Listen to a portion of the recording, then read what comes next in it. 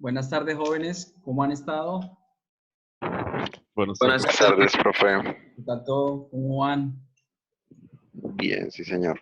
Uy, Todo muy bien. hace tiempo no me conectaba, ¿no? Ah, ¿sí o no? ¿O no? Bueno, jóvenes, mientras se van conectando los demás, pues espero que les haya ido muy bien en sus parciales, que esas notas reflejen su esfuerzo y pues yo en este, digamos, en este espacio voy digamos, vamos a tratar un tema muy chévere que a ustedes también les gusta por ser de administración. Recuerden que ustedes como profesionales de administración de empresas, pues tienen varias ramas por donde irse, ¿no? Cuando estén ya viendo digamos, las materias o las asignaturas de su pregrado de profundización. Ustedes se pueden ir por el lado financiero, por el lado de responsabilidad social empresarial, por el lado de gerencia de empresas, y pues hay otras, digamos, ramas por donde ustedes se pueden ir: derecho administrativo, bueno, derecho económico, digámoslo así más bien. Y pues en este caso vengo yo a darles un pequeño abrebocas de lo que es, digamos, las finanzas. Entonces voy a compartir este pequeño documento y vamos mirando a ver cómo nos va. Entonces, aquí lo que voy a hacer es agrandar un poquito para que ustedes puedan ver y vamos a empezar. Ok, entonces, ustedes están en torno a, digamos, a una empresa. Ustedes saben que las empresas tienen pues varios macroprocesos. ¿Cuáles son? Ventas, recursos humanos o talento humano, digamos, conocimiento, que es el aprendizaje. Está la parte de los proveedores, y por lo último están los clientes. Dentro de esa empresa, el responsable financiero pues debe estar de acuerdo con los objetivos, la misión y la visión de la empresa. Esa misión es lo que voy a hacer yo, o que voy a hacer yo como organización o como empresa, qué es lo que voy a hacer. Y la visión, hacia dónde me proyecto, hacia dónde quiero llegar. Y de eso tenemos unos objetivos y unos valores corporativos. Pues ustedes saben que hay una parte de producción, una parte de capital de trabajo, inversiones a largo plazo o a corto plazo y unas fuentes de financiación. De esa manera, entonces, la empresa o el responsable del proceso financiero tiene que estar pendiente de las reformas jurídicas, de las reformas tributarias, de la reforma agraria y de la reforma laboral. Hablando de la reforma agraria, si estamos hablando de empresas del sector agrario o agroindustrial. Hablando de lo jurídico, porque depende si cambian la constitución de las empresas por su tamaño, por la sociedad, por capital. Reformas tributarias, pues debemos estar pendientes de si hay que pagar más impuestos el próximo año o por el contrario nos descontaron un poco de impuestos. Y la reforma laboral. En este caso, pues ante esta pandemia, pues ustedes saben que digamos, se fue hacia el teletrabajo, lo cual hace que seamos más productivos, pero con el mismo salario. En este caso que nosotros trabajamos, ¿listo? Y el proceso financiero, pues, monitorea dos conceptos: el rentabilidad y el riesgo. Usted sabe que a mayor riesgo, mayor rentabilidad. Las empresas, pues, tienen unos estados financieros para que, digamos, como esas son como los monitoreos. Digamos, para los médicos hay un monitor de signos vitales. Igual para ustedes los administradores existen unos monitores que miran el comportamiento de la empresa o la organización. Dentro de esos estados financieros encontramos el balance general, el estado de resultados de pérdidas y ganancias, cambios en el patrimonio, eso es con respecto a un año al otro, estado de fuentes y usos, y el estado de flujo de caja, que ese es solamente mirar el movimiento de los ingresos y de los egresos, de los gastos, de las inversiones, en fin. Tenemos también los principios contables. Ustedes saben que el dinero tiene digamos, unas características, una unidad de medida que es que existe el dinero, que es, digamos, el peso colombiano. Una unidad de cuenta que usted puede atesorar el dinero en una cuenta bancaria y va acumulándola. Y una unidad de cambio, el dinero es una unidad de cambio porque usted, por medio de una transacción, obtiene un producto, un bien o un servicio. Los principios contables, pues, son la partida doble. Existe un egreso. En este ejemplo yo coloco que van a hacer unas compras. Una empresa va a hacer unas compras. Entonces, el egreso sale de caja, que es el dinero, y ingresa a la cuenta T, pues, por compras. Es un ente económico porque usted hace, digamos, hace los registros contables cuando los lleva en un software, digámoslo así. Antes, en las generaciones anteriores, los llevaban en libros contables. Hay una continuidad porque el negocio está en marcha. En estos momentos, en la cuarentena, cuando se paralizó todo, nadie podía trabajar, pues las empresas pararon, no hubo ventas, por el contrario, fueron muy ingeniosos y trataron de hacer otras cosas como, digamos, los tapabocas, se inventaron o se fueron a hacer otras cosas para poder solucionar ese hueco, digámoslo así. Existe una consistencia, es decir, existe una estandarización, que son las normas BID. De acuerdo a esas normas BID, pues los estados financieros se presentan ahora estandarizados a nivel mundial. Existe un principio de causación, es decir, un intercambio, y existe un principio contable que es la prudencia, prudencia en los costos y gastos. Usted sabe que la regla de oro en la administración, ¿qué es? Maximizar utilidades y minimizar costos. En la contabilidad, pues sí, ¿cuál es la regla de oro? Que los datos sean reales y veraces. O si no, usted se puede quedar en la casa con su hijo o con su hermano, en el caso de ustedes que son jóvenes, y le dice, hermanito, regáleme un número, 8. Ah, bueno, lo registro, 8 en ingresos. Otro número, 2. Ah, bueno, 2 en egresos. ¿Cuánto tiene la empresa en su balance? 6. ¿Entendido? Por eso es que los datos deben ser veraces y reales. Los estados financieros, dependiendo de quién los vea o lo analice, pues tienen un criterio personal. Si los interpreta un gerente, pues el que busca a ver cómo nos fue en el ejercicio este año, por ejemplo. Tuvimos utilidades, crecimos con el año anterior en comparación. Un contador que busca, pues, ¿qué analizan en un estado financiero? Pues, digamos, los gastos diferidos, ingresos diferidos, de pronto si hubo, digamos, algún error contable, un registro contable. ¿Y el auditor qué hace? Pues, la auditoría como tal. Mira de dónde salieron los ingresos, de dónde salieron las utilidades, cómo hicieron el proceso, los soportes, en fin. La inflación es algo importante, jóvenes. Por eso es que al principio empezamos con inflación, que es una variable macroeconómica. Porque la inflación en realidad es la que le genera el criterio real de las utilidades, de los costos o de los gastos.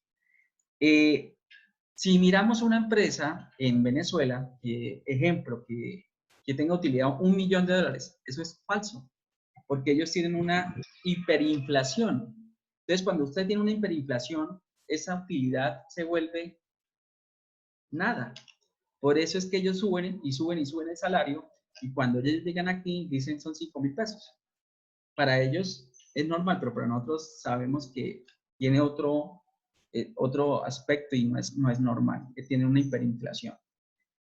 Lo mismo sucede con las deudas, y en las deudas es un caso peor, porque las deudas, ¿qué hacen? Las aumentan. Entonces, por eso la inflación es muy importante en una nación y sobre todo para las empresas, quienes son las que generan o hacen parte de los sectores que generan el PIB y el PIB per cápita, es decir, el crecimiento económico. Ustedes saben que cuando existe crecimiento económico está ligado el desarrollo económico. El desarrollo económico es la calidad de vida que usted tiene o que la población tiene.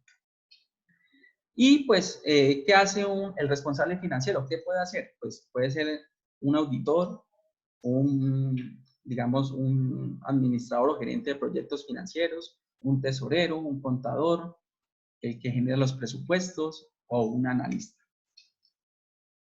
Entonces, aquí voy a meter un poco en el concepto de interés porque yo sé que pues, ustedes reciben economía, pero no ven el concepto del dinero, que es lo que necesitamos aprender. En realidad, a nosotros nunca pues, nos han enseñado el concepto del dinero, cómo tratar de administrar nuestro dinero. Así gane poco o gane mucho. Entonces, el concepto de interés es el costo de oportunidad. ¿Se acuerdan? O yo no sé si los que vieron Economía 1 conmigo o los que han visto Economía 1, por allá les dijeron los principios de contabilidad, que eran 10, perdón, de la economía, que eran 10. Y se clasificaban en 3 grupitos. En el primer grupito era cómo tomaban las decisiones los individuos. Entonces, a través de una disyuntiva, que son 2 opciones. Por el hecho de usted haber tomado una opción, incurre en un costo de oportunidad. Es a lo que usted renuncia por obtener, digamos, es el beneficio que usted renuncia por haber tomado una elección. Entonces, en este caso, el interés, pues, es el costo de oportunidad del dinero. Si usted tiene un perfil de, digamos, de inversionista, de que usted tiene el dinero y lo quiere poner a trabajar, en ese caso, usted genera unos rendimientos. Es decir, es un perfil de inversionista. Por el contrario, si usted necesita dinero, usted no gana mucho, pues usted va al banco, a la banca comercial y pide un crédito. Y usted por ese crédito paga unos intereses. Entonces usted se vuelve como deudor. Ustedes deben conocer que existen intereses anticipados e intereses vencidos. Para un inversionista, ¿qué es lo bueno? Si usted invierte dinero, es mejor cobrar intereses por anticipado. Por tanto, es mejor recibir sus rendimientos el 1 de mayo que el 30 de mayo para trabajar sus intereses un mes más. Entre mayor sea el plazo, pues, de liquidación, pues, genera más rendimientos. Los vencidos. Quien cobra intereses, quien los cobra, ¿no? Es quien los cobra. Entre más corto sea el periodo de liquidación, será mejor, ya que recibirá más rápido y podrá ponerlos a producir. Como deudor o pagador de intereses, es mejor pagarlos a 30 de mayo que el 1 de mayo para poder trabajar el dinero durante ese mes. Entre más largo sea el periodo de liquidación, es mejor porque pagará más tarde y podrá ponerlos a trabajar hasta que se venza el periodo. Y pues llegamos al concepto del interés. Entonces, por eso es que yo les decía que los intereses, el interés o la tasa de interés en realidad es el costo de oportunidad del dinero, porque dependiendo de su perfil, si es inversionista o deudor, pues usted juega con una tasa de interés. Esa tasa de interés, si usted es un inversionista, pues quiere tasas altas para obtener mayores rendimientos de poner a trabajar la plata, digámoslo así, el dinero. Y si usted es un deudor, pues usted quisiera que la tasa de interés se bajita para poder pagar un monto por esos intereses poquito o bajito. Entonces, esta es la línea del tiempo del dinero. Si usted tiene 100 pesitos y los quiere invertir, pues usted por un periodo, digámoslo aquí, le dan unos intereses, unos rendimientos y al final se obtiene 250, que es el valor futuro. Este valor de 100 que usted invierte, pues es el valor presente. Y en un tiempo, en una periodicidad, digámoslo, en un plazo, digamos que esto es mensual, entonces son 3 meses y a los 3 meses les dan 250 pesos, que es el valor final. Ojo, usted puede encontrar o se encuentran estos perfiles. Deudores son aquellas personas que se sobregiran. Los ahorradores ahorran solamente para invertir o gastar, en el cual pues uno se encuentra. La mayoría de nosotros nos encontramos ahí. Somos ahorradores. Por ejemplo, ese es mi perfil. Yo ahorro solamente para invertir o gastarlos en diversión. ¿Qué es lo que hace uno realmente? Porque pues uno no tiene tanto dinero ni cómo para poderlo trabajar. Entonces uno puede, solamente pone un CDT, va a un banco, adquiere un CDT a un término de 1 año, por ejemplo, y los rendimientos son de 200.000, 30.000, pues depende de cómo sea la tasa. Y pues uno ahorra ese dinero, lo mantiene y se va de vacaciones. Ese es un ejemplo. Están los perfiles de las personas inteligentes. Son esas personas que tienen mucho conocimiento, mucho bagaje, experiencia en finanzas, en renta fija, que son los bonos, CDTs, y en renta variable, acciones, pero ellos especulan con la información. Entonces, ellos son los que están mirando los periódicos, las páginas web, todo, y especulan. Eso es lo que se tiene. Y están los sofisticados. Los sofisticados son aquellas personas que tienen dinero para capitalizar. Entonces, pues ellos tienen el dinero y ven la oportunidad y van y la tienen. ¿Listo? Ahora, tranquilos, jóvenes, que se me fue. Listo. Entonces, y están las personas capitalistas. Esas personas capitalistas son aquellas que tienen o incrementan su riqueza a partir del capital, del talento y del conocimiento. Son esas personas que ustedes ven que crean negocios y los venden. Son accionistas de empresas, son accionistas mayoritarios. Esas son las personas que son las capitalistas. Entonces, aquí traigo un ejemplo de este tiburón. En inglés se llama Shark. Entonces, ¿ustedes han visto el programa Shark Tank en Colombia? ¿Jóvenes? Sí, profe. Sí, profe. Perfecto. Entonces, ellos, de acuerdo a esos perfiles que les dije yo, ¿qué son? Ellos, esos, dependiendo de los perfiles, ¿qué son? Díganme.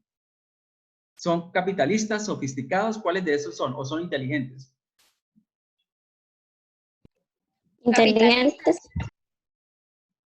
Para mí, sofisticados o capitalistas, creo. Exacto, son sofisticados y capitalistas, porque ellos tienen el dinero, ellos están buscando que negocios, ellos hacen parte de esos negocios, son accionistas y a la vez ayudan a los jóvenes que tienen esas empresas y salen ganando tanto como los creadores de esos negocios como ellos, porque hacen parte de esos negocios. ¿Entienden? Listo. Ese era un ejemplo que quería colocarles. Entonces, lo que yo les decía, mira, aquí está la línea del tiempo del dinero. Entonces, usted tiene 100 pesitos y digamos lo que lo va a poner mensual durante 3 meses a producir en un bono, en un CDT, en un banco. Y le dan al final de los 3 meses 250 pesos. El valor presente es los 100 pesitos. 250 es el valor final. El 1, 2 y 3 son los meses. Entonces, M es el monto. El P, el plazo, que yo le decía, los 3 meses. La tasa de interés, digámoslo que al 5%. Ahorita están 3.75, están más o menos guerreando los bancos comerciales por 2, 2.18, más o menos así. Tasa de interés 1.8, pongámosle, o 1.2, 1.5. Y la periodicidad de la tasa de interés. Recordemos que esas tasas de interés pueden ser bimensual, trimestral, mensual, semestral. ¿Listo? Y pues, profesor, espera, señor, la periodicidad, ¿qué es en sí periodicidad? la periodicidad son los periodos. Entonces, digamos, tienen la tasa de interés, ¿cierto? La tasa de interés se la dan a usted, le dicen, por ejemplo, 12%.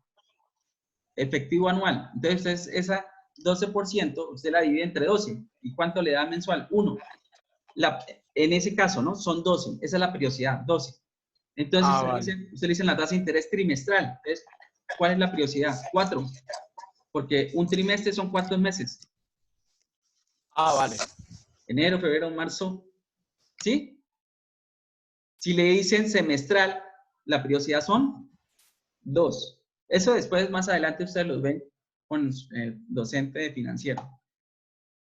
Esto, voy a primero a mostrarles que es el balance general. Yo creo que ustedes ya lo vieron. Y voy a poner acá en la camarita. Y es lo siguiente, jóvenes.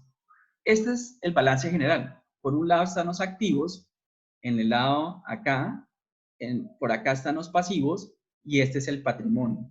Nosotros, el balance general es la radiografía de la organización o de la empresa. Nosotros debemos ver el pasivo y el patrimonio en el lado derecho como la financiación para estos activos, es decir, para las inversiones. Los activos son las inversiones. Recordemos que en los activos nosotros tenemos ¿qué? Activos productivos e improductivos. Un activo productivo, ¿cuál puede ser? Digamos, una bodega. Usted tiene una bodega gigante de 4.000 metros cuadrados y usted la pone a rentar, ¿cuánto le genera mensual? 8 millones de pesos. Es decir, un ingreso, una inversión que usted tiene, pero usted tiene su empresa y el objeto social de su empresa, por ejemplo, es vender ventiladores. Pero usted tiene una bodega que la renta mensualmente por 8 millones. Eso es una inversión. ¿Entendido? Pero ¿cuál puede ser un improductivo? Que esa bodega esté ahí y usted no la pueda arrendar. Eso es improductivo. Porque tiene una bodega ahí sola. ¿Entendido? No está generando otros activos. Entonces, vámonos con que este es el estado de resultados. Este estado de resultados o pérdida de ganancias es así, jóvenes. Que es el estado de pérdida de ganancias, se debe ver como el reflejo de la inversión realizada y la gestión de la operación generada de rentabilidad. Entonces, ¿qué es? Claro, porque aquí están las ventas. Ventas menos devoluciones, menos rebajas, menos descuentos, dan las ventas netas. Esas ventas netas menos lo que usted le costó, o sea, es decir, la materia prima, da la utilidad bruta. Esta utilidad bruta menos los gastos de administración, menos los gastos de ventas, nos da la utilidad operacional. Esa utilidad operacional, desde las ventas hasta la utilidad operacional, tiene que ver con todo lo que se hace del negocio o de la razón social de la empresa. A partir de la utilidad operacional hasta la utilidad antes de impuestos, es la utilidad financiera. ¿Por qué? Porque después de todo lo que usted hace, de la operación de su negocio, entonces vamos a hacer aquí, por ejemplo, una empresa de leches, una empresa láctea, ventas, menos devoluciones, póngale que sean 50 pacas de leche, menos las rebajas, menos los descuentos, listo, hice tantas ventas netas, menos el costo de la pasteurización de la leche, en fin, de la traída, el transporte de la leche, todo eso. Nos da la utilidad bruta, menos los gastos de administración, menos los gastos de venta, nos da la utilidad operacional. Hasta ahí es la utilidad de la razón social de la empresa, es decir, si estamos hablando de una empresa del sector de lácteos, pues entonces es las ventas de leche, ¿sí? O de yogur, o de bonjour, o de lo que sea, ¿entendido? De ahí para abajo, lo que se le suman los gastos financieros, más otros ingresos, perdón, sí, los gastos financieros, más otros ingresos no operacionales, menos otros gastos no operacionales, eso nos da la utilidad financiera. Esa utilidad es antes de impuestos. Cuando usted paga los impuestos, según la legislación tributaria, pues nos da la utilidad neta del ejercicio de la empresa. Hablemos del año 2019. Y esta última parte, después de pagar, o sea, aquí pagando impuestos hasta la utilidad neta, es lo que se conoce como la sociedad de la empresa con el Estado, porque es que usted obtiene unas utilidades y tiene que pagarle, según la legislación tributaria, o sea, es decir, el impuesto de renta de las empresas al Estado, pues es lo que se comparte con el Estado. ¿Y cómo se ve este estado de resultados, jóvenes? Como la inversión realizada de la junta de accionistas o de los dueños, y es la gestión, o sea, es la inversión que yo hago en esa empresa del sector de lácteos y la que me genera la rentabilidad. Es decir, cómo gestiono yo mi empresa para que me genere utilidad, es decir, rentabilidad. ¿Me entendieron esos dos conceptos? Los estados de resultados y el balance general. Sí, señor. Bueno, Señor. ¿hasta ahí vamos claros o hay preguntas?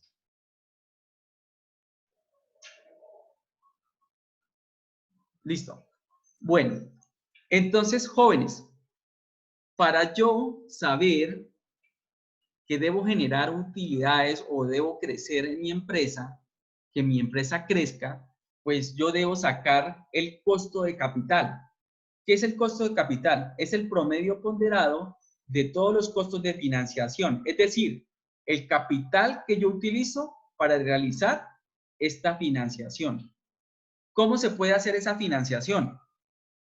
Por eso es que yo le decía que el lado derecho tiene que verse como financiación, porque están que los pasivos, aquí están que los créditos, están las cuentas por pagar y está el patrimonio, es decir, digamos, el dinero que yo tengo para para empezar el negocio, digámoslo así.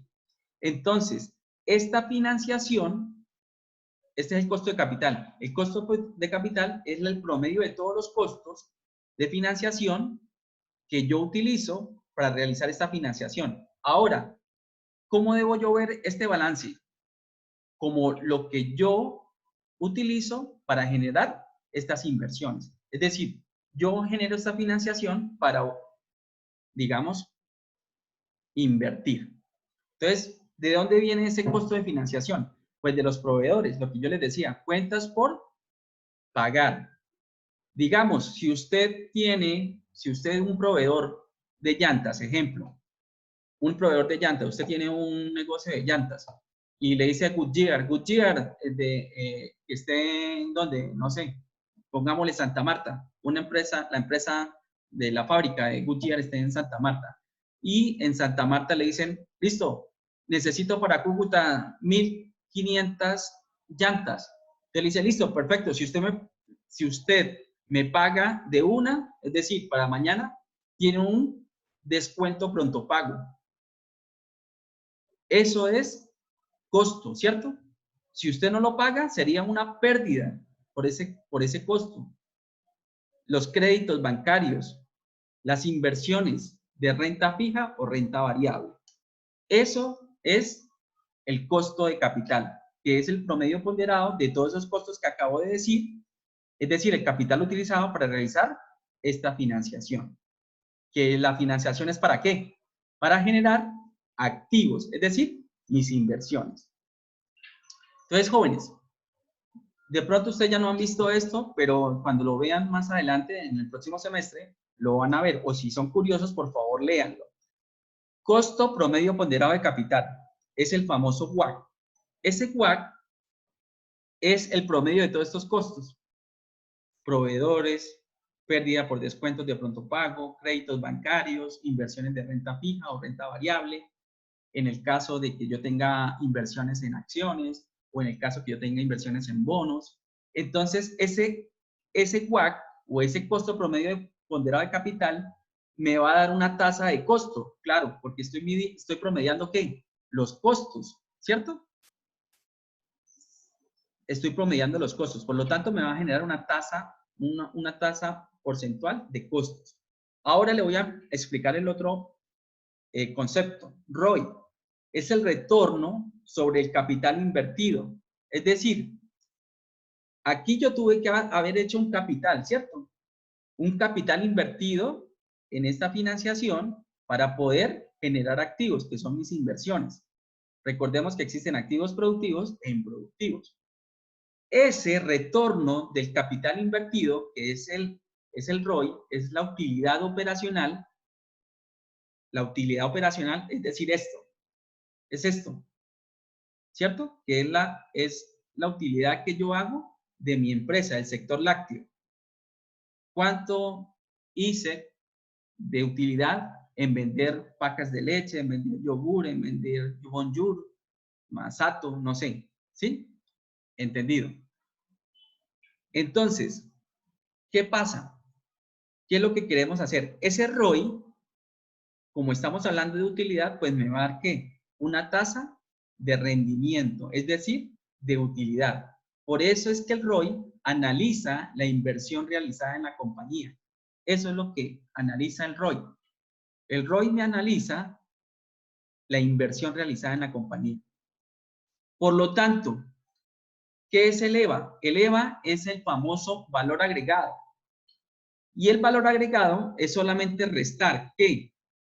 Pues la tasa de rendimiento, la utilidad, menos el costo. Por eso es que en los principios de economía, cuando hablamos de las decisiones, cómo toman las decisiones los individuos, que hablamos primero, toman decisiones de acuerdo a dos opciones.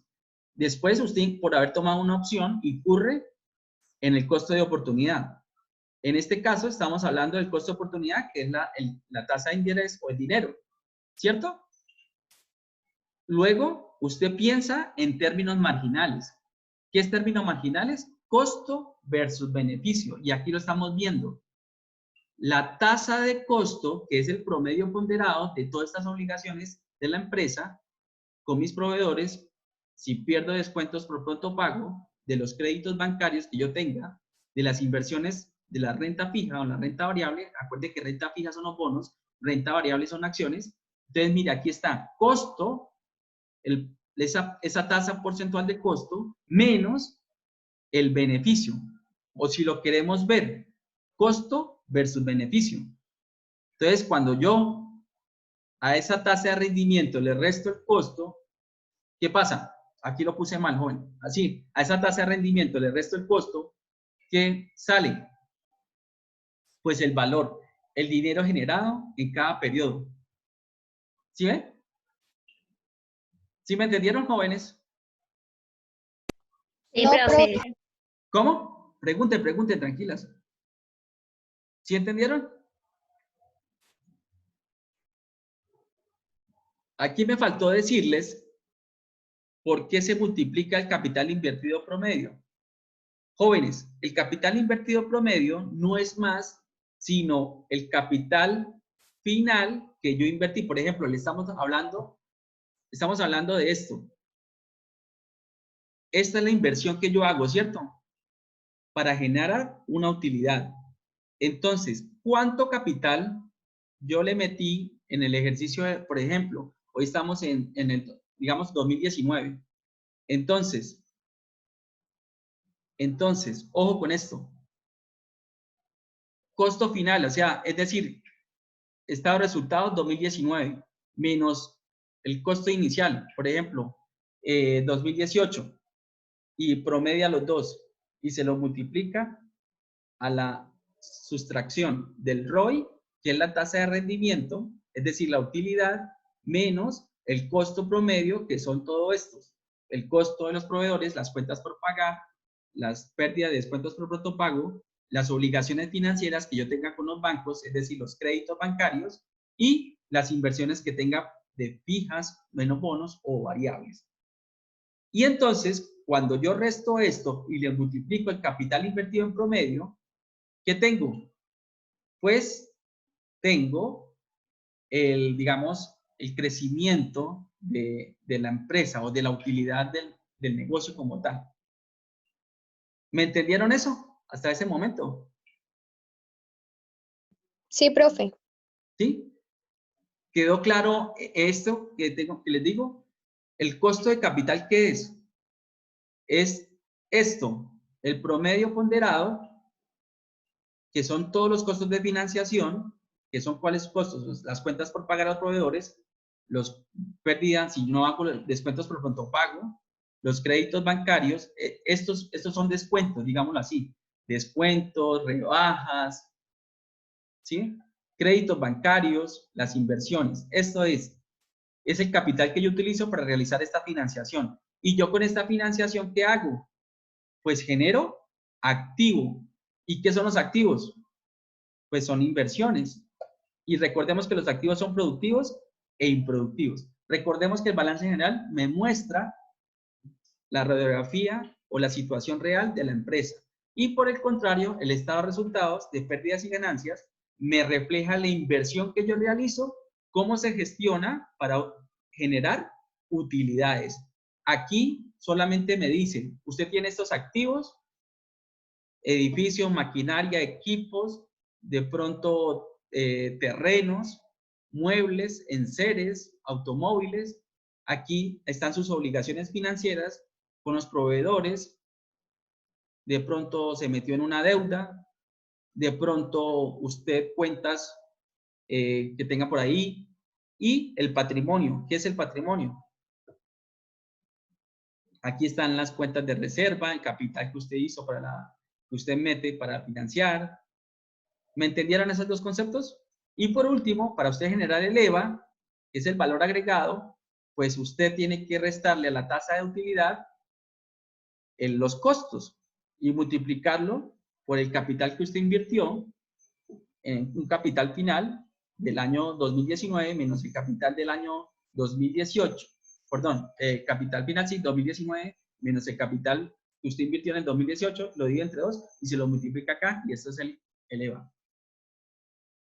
¿Y qué es el EVA? Es el dinero generado en cada periodo tras cubrir los costos de las financiaciones.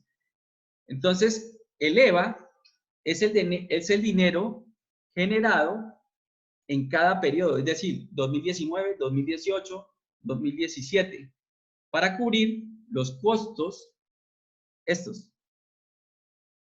costos, miren, estos costos, para yo poder producir esta financiación. Y con esta financiación yo puedo hacer las inversiones, mis activos. ¿Me entendieron eso?